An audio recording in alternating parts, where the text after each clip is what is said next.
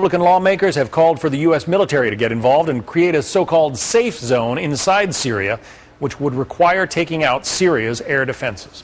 Wendell Goler live at the White House for us. Wendell, is the president backing away from his warning that using chemical weapons is a red line? Well, John, the president says it's only prudent to be able to document when, where, and how chemical weapons were used, especially if we're going to ask the international community to join us in a response. And Mr. Obama suggested he's not really anxious to act right away. This is not an on or off switch.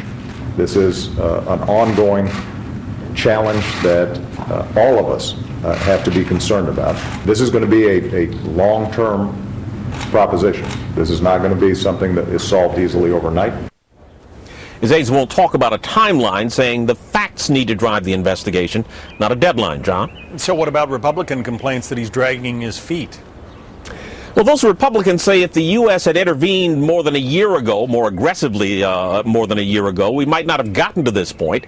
And Arizona Senator John McCain isn't sure the reservations the Obama administration has about the evidence of chemical weapons use are real. I worry that the president and the administration will use these caveats as an excuse not to act right away or act at all. In fact, the president's aides say all options remain on the table, but they say that doesn't mean even if the chemical weapons use is confirmed that the president will choose a military option. John? And I know some lawmakers are expressing concerns the Syrian crisis could cause trouble in Jordan, huh? Jordan's feeding thousands of new Syrian refugees every day, and of course the country's been filled with Palestinian refugees for decades.